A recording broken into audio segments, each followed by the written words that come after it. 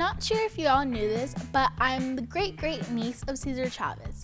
Hi heroes, I'm Genesis Butler, an activist, a Marvel superhero, a vegan, and a friend to all animals, and I think small actions can lead to big change, so I hope we can make some big changes together. That's why you're all my heroes. So today I'm going to give you all a look inside my family. Like this video if you've heard of my great uncle, Cesar Chavez. Today I'm at the Cesar Chavez National Monument with my cousin Paul Chavez and my siblings and my best friend.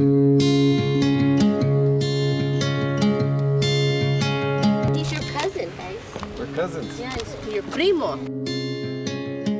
Why did they name it Villa La Paz? So my dad, his faith played a big part in his work. And so, Our Lady Queen of Peace, for him was that refuge that he could come and after campaigns, because every time he left this place, he would go out to conflict, strikes and boycotts and picket lines. And this is where he would come and regroup, but more importantly, where he would meditate and prepare himself for the next struggle. So what type of activism would he do? Best known for the work he did, getting farm workers together, bargaining and for better wages and conditions. In our first collective bargaining agreements, he banned some dangerous pesticides before the federal government did. He understood that farm workers, we were the guinea pigs for all of these crazy pesticides that were being used to produce this tremendous abundance of food. Why do you think that he was so passionate about his activism? Growing up, they didn't have a wealthy life, but it was a stable life. They had a little farm. He was surrounded by family and an accepting community. And when his father lost that farm and during the Depression, and they came to California to follow the migrant stream, it was there that he witnessed this other type of life, this other type of agriculture, agribusiness, where people weren't treated as human beings but as commodities. I think that animals are treated very poorly, and how people think of them as like a pig, as bacon instead of pig. He was a vegetarian, and I think he was vegetarian for a couple of reasons. One was the health benefits, of course. He was concerned about that.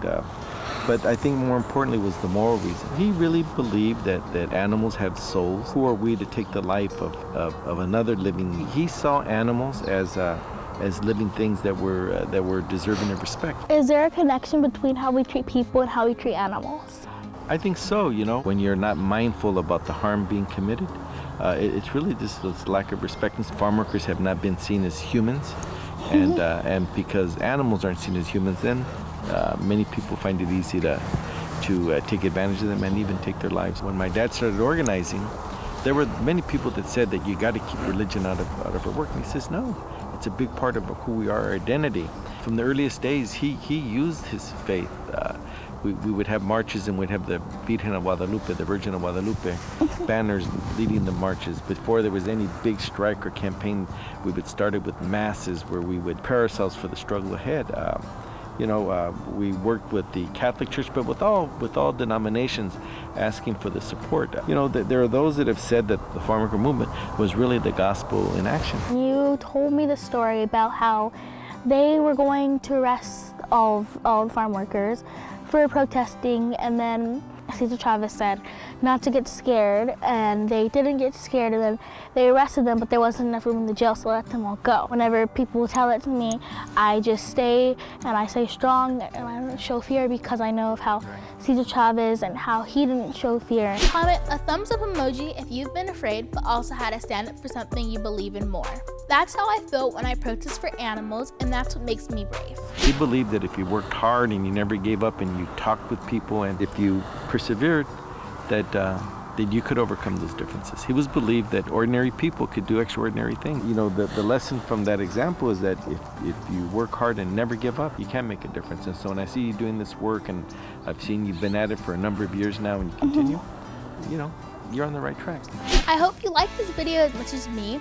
If you did, make sure to like this video, make sure you're subscribed, and that you hit that notification bell, and keep watching to see who I talk with next. Bye, heroes.